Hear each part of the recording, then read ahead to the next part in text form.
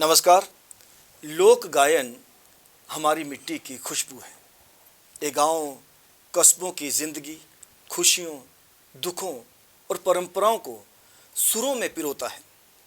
लोक गायन केवल मनोरंजन का साधन नहीं है, बल्कि हमारी संस्कृति और हमारी पहचान की जीवंत विरासत है। और इसी विरासत को सहेजने, उसे प्रचार और प्रसार देने के लिए हमारे दूर दराज के क्षेत्र के कलाकार बहुत अधिक मेहनत कर रहे हैं वर्तमान दौर में उन्हें अपनी मेहनत का बखूबी फल भी मिल रहा है, क्योंकि उनके गाए हुए लोकगीत, वीडियो एल्बम्स बहुत अधिक वायरल भी हो रही हैं। अस्तित्व के आज के अंक में आपकी मुलाकात करवाते हैं एक ऐसे ही युवा प्रतिभाशाली लोक गायक से। नाम वैसे उनका रामलाल है, लेकिन सोशल मीडिया पर आप उन्हें सोहनलाल के नाम से ज़्यादा जानते पहचानते हैं। रामलाल जी, सोहनलाल जी, दोनों नाम से आपको पुकारते हुए मैं कहूँगा कि आपका एक्सट्रा स्टूडियोज़ में बहुत अधिक स्वागत है। धन्यवाद सर। आपका जन्म कहाँ हुआ? आप कहाँ के रहने वाले हैं बेसिकली? सर मैं डुड्डू बसंतगढ़, सर नाम तो सुना होगा आपने। अरे, डुड्डू बसंतगढ़ की जब भी बात आती है तो आजकल जितने भी गायक गायिकाएँ वायरल हो रही हैं लोकगीतों के माध्यम से, उसमें डुड्डू बसंतगढ़ का बहुत बड़ा योगदान है। हाँ, तो सर वहीं के एक छोटे से गांव में रहता हूँ सर। गांव का नाम शेयर करेंगे आप? हाँ, बसंतगढ़। बसंतगढ़ ही? हाँ, अच्छा बसंतगढ़ जी। तो बाकी सर, आपको गाने का शौक कैसे पैदा हुआ? देखिए सर, शौक तो एक होता है ना कि मतलब चलो कोई घर में गा जा रहा है तो उसको देख के बंदे के पीढ़ी दर पीढ़ी हाँ, जो है। पर वैसा कुछ नहीं था, मतलब वैसे घर पे कोई गाता नहीं था। पर ये है कि मैं जब 9th 10th में पढ़ता था तो स्कूल में आपको पता प्रोग्राम वगैरह होते थे, कोई 15 अगस्त होगी या कुछ कल्चरल आइटम जो जो भी होगी होगी, जी, तो उसमें मतलब गाता था मैं। सर भी बोलते थे कि गा गा, तो मतलब वहीं से फिर शौक़ पैदा हो गया कि क्यों मैं तो गा सकता हूँ। पर जो सबसे बड़ी बात है वो ये है कि हमारे गांव में आज भी ऐसा सिस्टम है कि मतलब शादियों में 2 पार्टियां बुलाते हैं। अच्छा। फिर दोनों का कंपटीशन होता है। मैं सर आपको बताऊं कि इतना मज़ा आता है उनको सुनने का कि मतलब लाइव परफॉर्मेंस से जो स्टेज पे होती है इनको भूल जाता है बंदा जब वो उनको सुनता है, क्योंकि शाम को 9 बजे से लेकर सुबह तक उन्होंने गाना और लोग सुनते भी हैं सर। और उनका एक सिस्टम ये भी रहता है कि अभी स्टेज पे कुछ गाना है तो स्केल वगैरह अब पहला दूसरा काला सुर पकड़ना है, ये वो है ना, वहाँ पे मतलब बड़ी रेंज होती है उनकी, बिंदास हाँ, बहुत। और बिना माइक के मतलब पूरे जितने भी लोग आए हुए हैं उनको मतलब फिर इतना मतलब फिर उनको देख के जब देखना कि उन सुनना उनको तो खुद तो भी आप कह सकते हैं कि आप उन्हीं से प्रेरित हुए, उन्हीं से, उसी परंपरा से प्रेरित होकर आपने लोक गायन में कदम रखा। मैं आपके साथ एक बात साझी करता चलूँ कि अभिनव थिएटर में एक दिन कार्यक्रम चल रहा था, मैं भी वहाँ पे उपस्थित था, म्यूज़िक का ही कार्यक्रम था। तो मैं थोड़ी देर के लिए, एक फ़ोन आया, मैं बाहर आया और कोई इतना अच्छा गा रहा था इतनी अच्छी पिच पे गा रहा था कि मैं फ़ोन बंद करके वापस जाने को मजबूर हुआ। तब मैंने स्टेज पर देखा 2 लड़के, बहुत छोटे लड़के, अभी भी छोटे ही हैं, तब मेरे ख्याल 1 साल पहले बात है, तो गा रहे थे और क्या गजब का गा रहे थे। उसमें आपने म्यूज़िक भी इस्तेमाल नहीं किया था मुझे लगता है तब, सिर्फ आवाज़ के माध्यम से जो जादू बिखेरा आपने, उसमें आवाज़ ही माध्यम बनी। वो 2 राकेश, वो दोनों भाई हैं, हम गाते हैं तो एक मतलब स्वाई रखता है, दूसरा प्लेन गाता है, एक प्लेन गाता है तो दूसरा स्वाइल गाता है। मतलब वो ऐसे स्टूडियो की तरह लगता है कि मतलब सोचते हैं कि स्टूडियो में आई गा रहे हैं जैसे कि। तो मैं चाहूँगा कि दोनों जो आपने बोले कि एक स्वाई गाता है, एक प्लेन रखता है, तो थोड़ा सा अगर आप एग्जिबिट करेंगे जैसे मतलब एक गा के थोड़ा सा। जैसे गीत है, आसा तेरा डुल्ली डुल्ली जाओ चंबे दिए शैल गदने, आसा तेरा डुल्ली डुल्ली जा ओ चंबे दिए शैल गदने, चंबे दिए शैल गदने, चंबे दिए शैल गदने। ये तो हो गया मीन। अब इसके पीछे जो है वो प्लेन एक सुर पे, आसा तेरा डुल्ली डुल्ली जाओ चंबे दिए शैल गदने। हाँ, उसने सिर्फ एक ही सुर पे मतलब उसको करना है, लेकिन उसको मैनेज करना टफ होता है ना, जब आप इकट्ठे गा रहे हैं। हाँ, जब हम दोनों गाते हैं तो पता करना मुश्किल होता है कि मतलब कौन ऊपर गा रहा है, कौन प्लेन सुर पे गा रहे हैं। मतलब सभी बोलते हैं ऐसे ही है। आपने क्या गायन की कोई विधिवत तौर पर ट्रेनिंग ली? नहीं सर, गांव में जैसे आपने कहा कि ऐसी परंपरा नहीं थी कि पीढ़ी दर पीढ़ी सिखाया जाता किसी को, लेकिन उसी क्षेत्र से कई लोग कलाकार पैदा हुए हैं। हाँ सर वो तो इसको आप क्या लेंगे, मिट्टी की खुशबू? हाँ सर वो तो है। ज़्यादातर आपने गाने सारे लोकगीत ही गाए। हाँ तो गांव में जैसे आपने कहा कि शादियां एक मंच होती हैं अपनी प्रतिभा का परिचय देने के लिए और दूसरे नौजवानों को भी प्रेरित करने के लिए भी, लेकिन उसके अलावा कौन से मंच आपको उपलब्ध हैं वहाँ पे गांव में? सर मेले वगैरह, ये जब मेलों में चलता है गाना? हाँ होते हैं फंक्शन मेलों में। तो जैसे देवी देवताओं के स्थान पर भी हाँ, उधर भी कारकें जागरण बारें गाई वगैरह, जाती हैं। उधर भी होते हैं। तो आप क्या समझते हैं जब आप अपने अस्तित्व के साथ जुड़ने की कोशिश करते हैं, और जैसे कि मैं अक्सर कहा करता हूँ कि भाषा, संस्कृति और विरासत हमारा अस्तित्व है, तो कैसा महसूस करते हैं कि लोक गायन के माध्यम से भी आप किस हद तक सेवा कर रहे हैं? सर अच्छा लगता है सर, क्योंकि अब तो ये प्लेटफॉर्म सोशल मीडिया वगैरह आ गया है, तो अभी तो ये बहुत आसान हो गया है। मुझे खुद मतलब इसी की वजह से थोड़ी बहुत पहचान मिली है, यूट्यूब की वजह से। मेरे तकरीबन कोई 1.5 लाख से ऊपर सब्सक्राइबर, 1.5 लाख हाँ, सब्सक्राइबर्स। और मुझे यूट्यूब से सिल्वर बटन भी मिला हुआ है। अरे क्या बात है। तो मतलब ये सब तो उम्मीद पहले नहीं थी, क्योंकि यूट्यूब तो ऐसे मैंने जैसे फेसबुक इंस्टाग्राम की आईडी बनाते हैं वैसे बना ली थी। तो अपने उधर जो प्रोग्राम वगैरह होते थे वही उस पर अपलोड कर देने, जो कुछ गाया वगैरह। तो बाकी मेरी वीडियो भी इतनी कोई वो नहीं होती, मतलब अपने गांव की वही।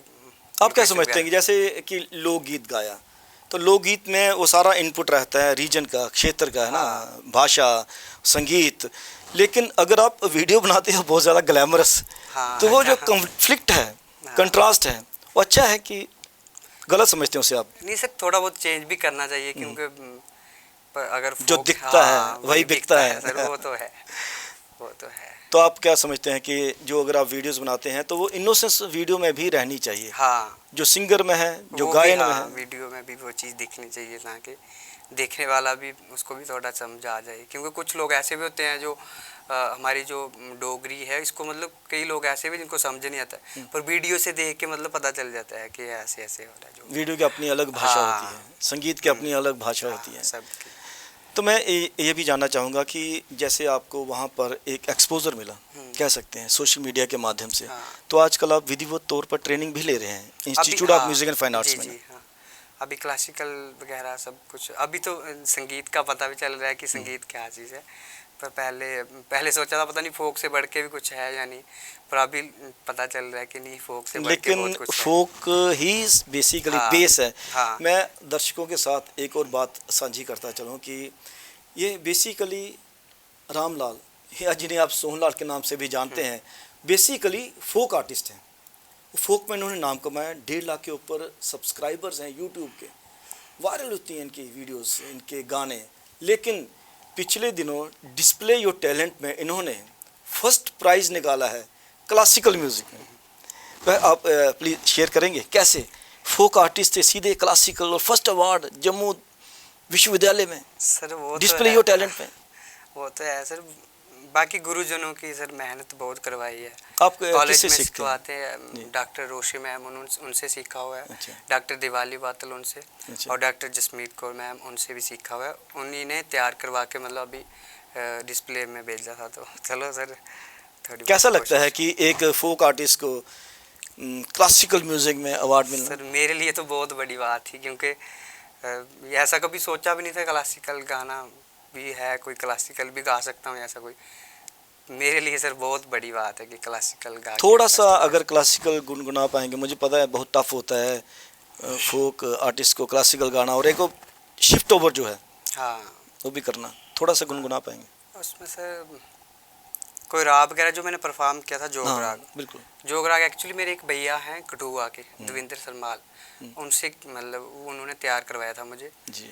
तो ये इसका थोड़ा चलन है, सा गा मा पा मा गा, गा मा गा सा, नी सा पा नी सा गा सा, स्वरन के सा आदे स्वरन के सा, ये इसकी बंदिश है। अच्छा, हाँ, एक ताल में।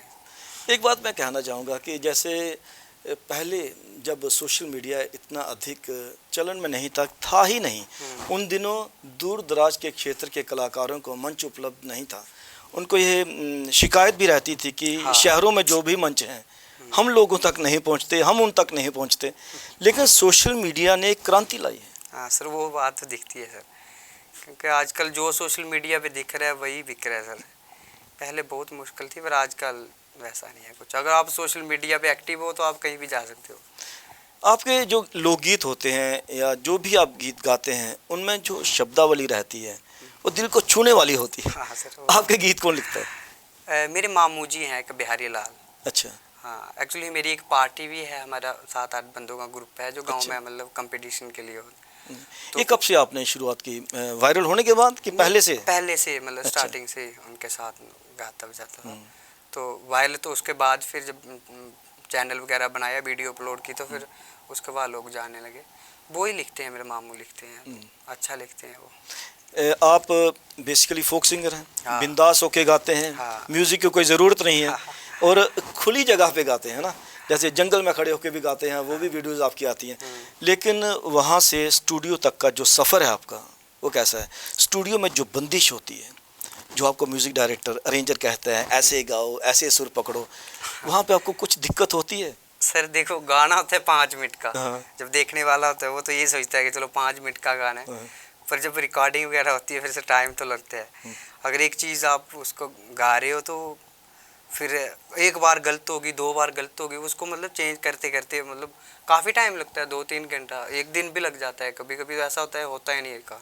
लेकिन एक चीज़ हो रहा है कि स्टूडियो में ट्रैक सिस्टम भी होता है कि हाँ। आपने अपना पार्ट निभाया, आपने वोकल गाया, उसके बाद कोई तबला वाला आपके सामने नहीं है, वो नहीं, ट्रैक से वो सब, यूज़ करते हैं।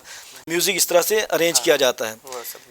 तो आपको दिक्कत होती है क्योंकि आपकी बड़ी छोटी उम्र है, और जब आप फोक गाते हो तो स्टेज पर खड़े होकर लाइव गाते हो, है ना? तो लेकिन यहाँ स्टूडियो में ट्रैक सिस्टम पे गाना। सर पहले पहले जब नया नया काम, पता है आपको, कोई भी काम शुरू करो तो थोड़ी बहुत दिक्कत तो आती है। अभी है कि अभी थोड़ा सुर का पता चल के अभी ठीक हो गया सिस्टम थोड़ा, पर फिर भी टाइम लगता है। अगर गलत चीज़ हो रही है तो उसको 2-3 बार गा के फिर आके सही करना है, क्योंकि 5 मिनट का गाना होता है। देखने वाला तो 5 मिनट में देखता है टोटली, पर जब रिकॉर्ड वगैरह होता है तब टाइम लगता है। आप खुद ही सोच लो, अगर एक वीडियो ही शूट कर रहे हैं तो उसके एडिट कितने होते हैं, वैसे ही उसमें भी होता है। अगर कोई चीज़ अच्छी नहीं हो रही है तो उसको 2-3 बार करके अच्छी करके। आपको दिल से मतलब क्या लाइव परफॉर्मेंस पसंद है या स्टूडियो में पसंद है, क्लासिकल गाना पसंद है या फोक गाना पसंद है? क्योंकि आप तो क्लासिकल भी सीख रहे हैं आजकल। सर ये है कि क्लासिकल भी गा रहे हैं, पर एक्चुअली बात ये है कि फोक ही हमारा मेन है, क्योंकि फोक से हमें थोड़ी बहुत पहचान मिल रही है। तो अगर अभी फोक को छोड़ देंगे तो फिर हमें खुद अच्छा नहीं लगेगा। फोक ही मेन फोक है, उसके बाद सब। आपके डुड्डू बसंतगढ़ में कैसा माहौल है म्यूज़िक को लेके? क्योंकि जैसे आप मतलब उनके रोल मॉडल बन रहे हैं, आपकी तरह ही और भी कई सिंगर हैं, हाँ, उनके रोल मॉडल बने हाँ, हैं ना? बहुत सारे हैं सर। तो कैसा माहौल है आपको वहाँ, बड़ा कैसा अच्छा लगता है? सर, मज़ा तो उधर ही है सर, बड़ा अच्छा। मैंने आपको पहले ही बताया कि मतलब शादियों में जब मतलब लोग सुनते हैं बैठ के पूरी रात। आजकल तो 2-3 घंटे बैठ के नहीं बंदा सुन सकता, और उधर सुनते हैं सर। क्या फ़र्क है? जैसे आप शहर की शादियाँ भी देखते हैं, डीजे सिस्टम, हाँ वहाँ पे आपने शादियों में जो परंपरा दिखाई कि पूरी रात हाँ कंपटीशन चलता है, हाँ, है ना? आनंद आता है सर। एक पार्टी मतलब अच्छा गा रही है, दूसरी उससे नॉर्मल गा रही है, तो बंदे को और उत्साह होता है कि हाँ भाई मैं इससे मजा। बेटर गाऊंगा। हाँ, तो वही मतलब पूरी रात निकल जाती है, पता नहीं चलता है। अब डीजे वगैरह तो उधर भी आ गए हैं, ऐसे सिस्टम तो हो गया, पर ये वाला सिस्टम चलता रहता है हमारे यहाँ। एक और चीज़ जो मैंने महसूस की, आप सभी ने भी महसूस की होगी, कि किसी को मतलब हाईलाइट होने के लिए एक ही गीत की आवश्यकता होती है, उसके बाद उसके लिए पूरा ट्रैक बन जाता है, उस पर फिर वो आगे बढ़ता है और सफलता की कदम उठाते हुए मंजिल तक पहुंचता भी है। आप क्या समझते हैं कि एक गीत, उसके हाँ। बाद लगातार उसको मेंटेन करना कितना बड़ा प्रेशर है? एक गीत से आप वायरल हो जाते हो, लेकिन लोगों की एक्सपेक्टेशंस बढ़ जाती हैं फिर, हाँ। कि अगला गीत उससे भी बेटर आएगा, अगला उससे भी बेटर आएगा। इसको छोटी उम्र में इस दबाव को झेलना कितना मुश्किल है? सर मुश्किल तो मुझे नहीं लगता सर, मुश्किल तो है नहीं कोई, क्योंकि काम करना है सर। मुश्किल अगर खुद के लिए मुश्किल हो जाए तो फिर तो नहीं आगे बढ़ पाएंगे। पर ये है कि मन में रहता है कि अब ये वाली एल्बम दी है तो कोशिश करेंगे इससे अच्छी। अब डिपेंड करता है व्यूवर्स के ऊपर कि उनको कैसी लग रही है। अब खुद से तो अपना 100% ही होता है। तो क्या आप म्यूज़िक अरेंज भी करते हैं, म्यूज़िक नहीं, कंपोज करते हैं? नहीं, नहीं ये तो आपके जो लोकगीत होते हैं वो ऑलरेडी लोग धुनों पे ही डिपेंड करते हैं ना? वो बनी होती है धुनें पहले की, मतलब उसी पे कोई कुछ बना दिया। एक और चीज़ जो आजकल चल रही है, जिसका चलन है कि ज़्यादातर फोक सिंगर, अब फाइनेंशियल सिक्योरिटी की बात यहाँ पे आती है। जैसे एक छोटा लड़का रामलाल जी को ही ले लीजिए कि वो लगातार अच्छे फोक सॉन्ग गा के नाम कमा रहा है, अपने लिए भी, क्षेत्र के लिए भी, लेकिन फाइनेंशियल सिक्योरिटी के चलते वह मजबूर होता है फिर मंडली बनाकर जगरातों की तरफ जाने के लिए, जागरणों की तरफ जाने के लिए। क्या इससे भी कुछ मानसिक शांति मिलती है कि जैसे आपने जागरण में परफॉर्म किया और फाइनेंशियल सिक्योरिटी भी मिली, लेकिन जो आवाज़ अब जैसे नरेंद्र चंचल जी ने अगर भजन गाए तो वह दूसरा गाना नहीं गा पाए, फिर तो एक ठप्पा सा भी लगता है, वो तो टैग लग जाता है कि ये जागरण वाला सिंगर है, ये फोक सिंगर है, ये क्लासिकल सिंगर है। क्या आप समझते हैं आप? सर वो चीज़ तो है, बट ये है कि कुछ ऐसे भी आर्टिस्ट होते हैं जो एक ही काम पे फोकस करते हैं। अगर कोई भजन गा रहा है तो वो भजन ही गाएगा, या कोई गाने गा रहा है तो वो भजन नहीं गाएगा। पर मुझे लगता है सभी काम करने चाहिए, क्योंकि गायक के लिए सब गाने एक जैसे होते हैं, क्योंकि गायक तो सभी भाषाओं में गा लेता है, सब कुछ गा लेता है।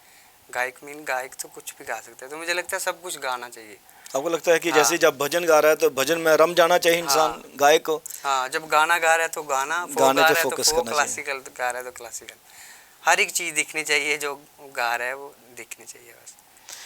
आप पे कितना प्रेशर रहता है जब आप कोई परफॉर्मेंस देते हैं या आप बिंदास गाते हैं? कोई प्रेशर होता है कि मैं सुर कहीं छूट ना जाए? क्योंकि जब तक आपने फोक गाया तो सुरों की आपने परवाह ही नहीं की। सुर फिर आवाज़ के माध्यम से ही सुर बने, है ना?